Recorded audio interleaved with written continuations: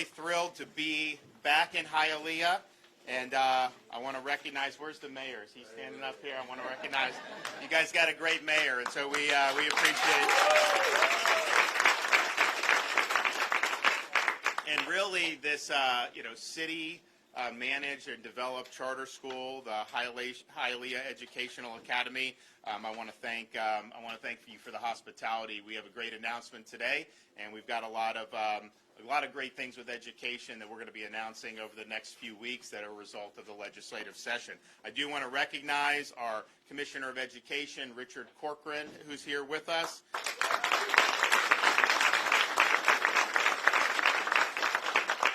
We have one of our engineering teachers from here at the Academy, Michael Pena, is with us.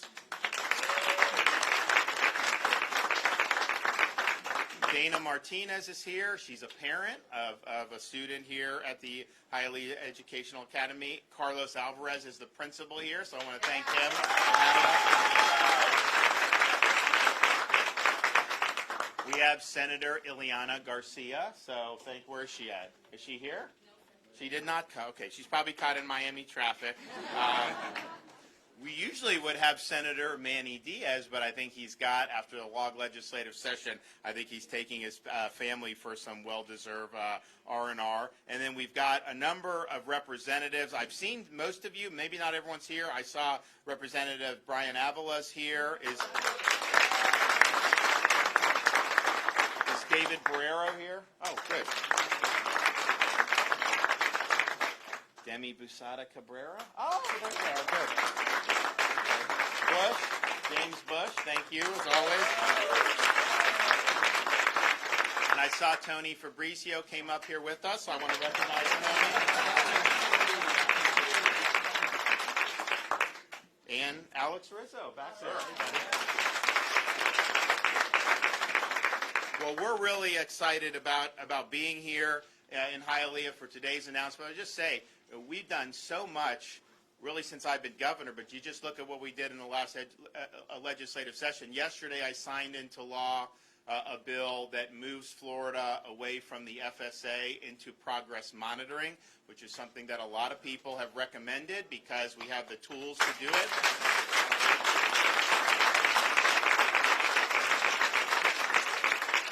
And so that's going to be something that we're going to maintain our commitment to high standards and academic performance, but we're going to do it in a way that's really going to provide meaningful feedback for teachers and parents. It's going to help students, and this is something that we funded fully, and we're going to be able to do. So this year is the last year for the FSA in the state of Florida. I want to get beyond that.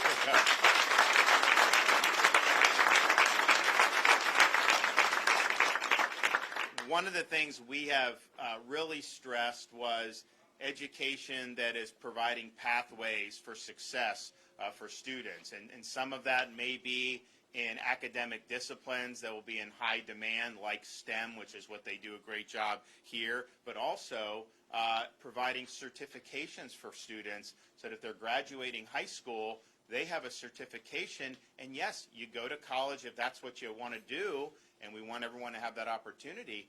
But I'll tell you, if you're certified in some of these fields right now, you can make really, really good money, and you can keep making good money.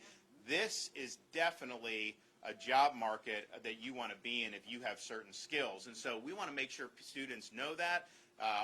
They're equipped, and then they can make the best decisions for themselves. But if you look at what we've done in Florida, they've done a great job in a lot of places down here in South Florida of graduating kids. Yes, they get the high school diploma, but then they also have another certification, which really makes a difference. We just were in, when we did the FSA, the bill signing for progress monitoring in St. Pete, we were at a high school, St. Pete College runs a high school where they graduate not just with a high school diploma, but with an AA degree as well.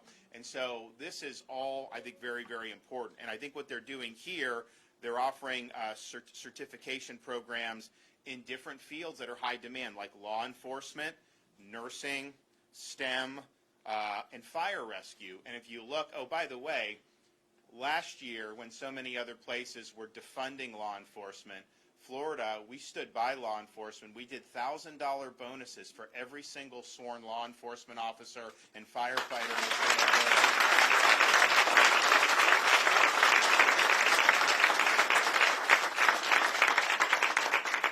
happy to report in the budget that passed the legislature at my request, we are going to do it again. $1,000 bonuses for the second year in a row for every single person that's wearing the uniform.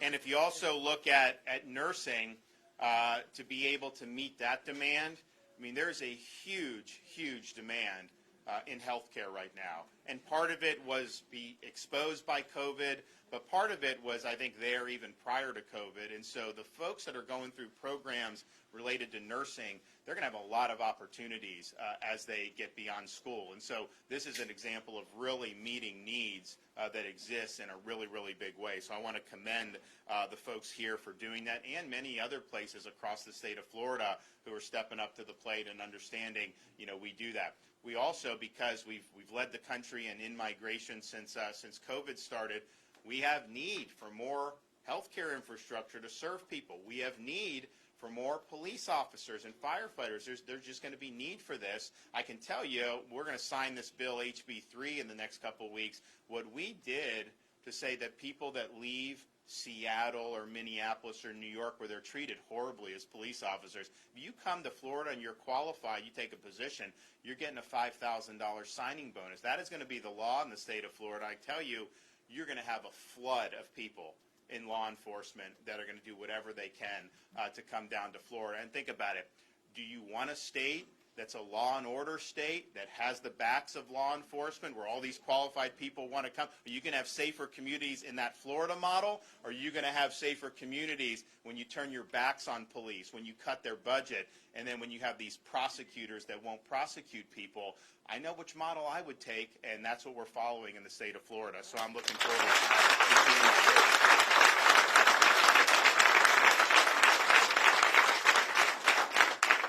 So today's announcement really builds off a lot of the things that we've talked about, a lot of the things that we've done in Florida. We are able and proud to announce an additional $289 million for programs that will improve student achievement and close learning gaps. And this money includes the following: $105 million for after-school weekend and summer learning camps that will help struggling students catch up. And it can be done, in the summer, this summer coming up, but it also could be done now. You don't have to spend it right away. $47 million to purchase curriculum in line with Florida's new standards in English, math, civics, and Holocaust education. $50 million to support reading intervention and professional development for reading coaches at schools. One of the things with Richard Corcoran leading the way, as well as our Speaker of the House, Chris Sprowls, is early learning and early literacy really is the key. If you have kids at third grade that are reading up to grade level, those kids are likely going to be fine in middle school, high school, and have a pathway to college if that's what they want to do. If you have somebody that's deficient by third grade, the chance that they fall out and are continuing behind standards and end up maybe not even graduating high school, those chances increase dramatically. And so we've done more to focus on early learning and early reading, and we're going to continue to do that. $44 million to support STEM programs and math acceleration, including hands-on learning opportunities for students. So that would be something, obviously, they could expand some of the things they're doing here with that very easily. $22.5 million for parent mentorship and extra educational resources to help parents continue to reinforce what's taught in classrooms at home. There's unfortunately a debate in our society now about whether parents even have a role in school with the education of what's being taught in their kids. I can tell you in Florida, we believe the parents are integral to kids' education.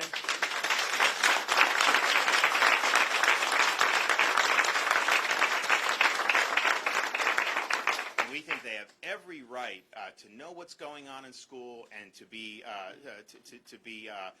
very, very important part of their kids' education. And so that money will be able to provide resources for parents, particularly as we start getting into progress monitoring. You're going to be in a situation where there'll be an assessment in the fall now, and you're going to get those results back within 2 weeks. So now you do the FSA, you do it at the end of the year, you get the results, kind of far into the summer.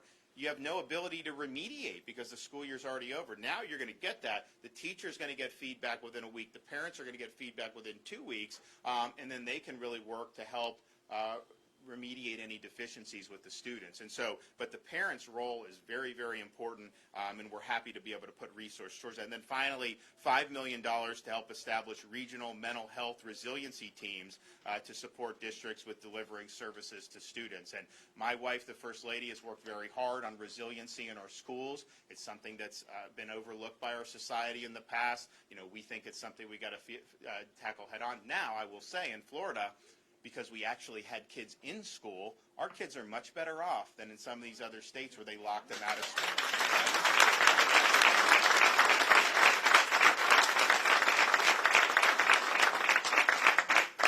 And so we're excited about what this funding can do. Any type of achievement gap, you know, we want to work on addressing. I think what we've seen in the data is that the math proficiency kind of suffered the most with COVID, and so we want to make sure districts are able to remedy that and do. And we're also really, really happy to, since I've become governor, put a renewed emphasis on American civics in our schools. You need...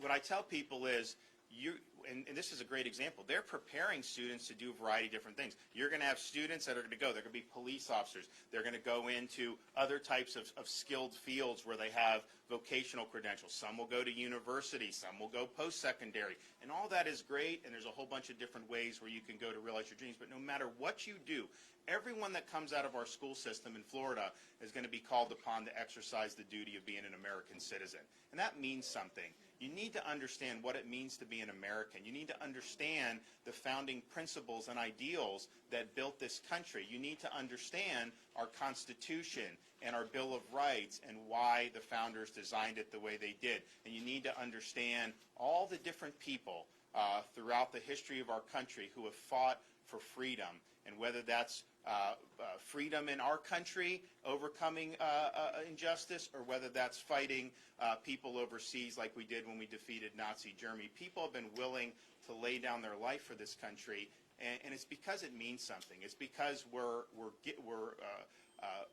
fortunate to be Americans, and I just think that every student that graduates from high school here needs to have that proper foundation and proper understanding. And so whether it's some of the things we've done for more training for teachers with bonuses attached to that, whether it's our civics and debate initiative, you know, we've done more in the last 3 years than just about any other state, and we're going to continue to do it. So there's money in here that could also go to increasing civic literacy. And look, there's a lot of problems with our society. There's a lot of divisions, and I'm not saying this is the only thing, but if we all had a proper understanding and we all agreed kind of on the foundational ideals, I think it'd probably be much better. It'd be easier to agree on some of these other things, and so I think it's really important. So we're happy to be here. I think that this is going to make a big difference. This is only one of many things. I mean, we were talking to some of the teachers coming in, and we'll highlight this a little bit more in depth in the coming days and weeks, but we did the biggest increase for teacher salaries in the history of the state of Florida in this year's budget. I mean, it's a really big deal.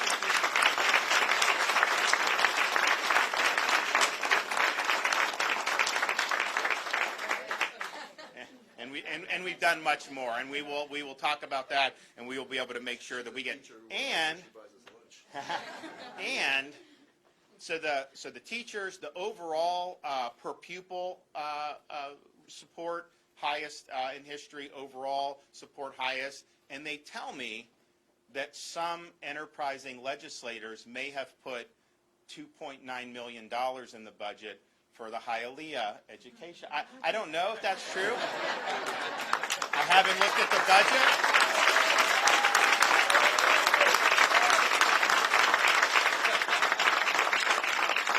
I haven't reviewed everything in the budget. It's a lot big. We got to go through a lot. You know, I don't know kind of how all things are shake out, but I don't know. What do you think? Should I approve the $2.9 million?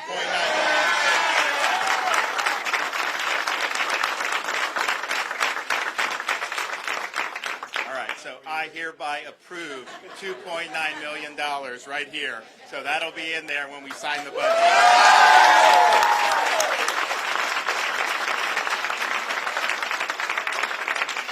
All right, well, I'm going to let some other folks come up and say a few things, and so let's have Principal Alvarez come up here and provide some remarks.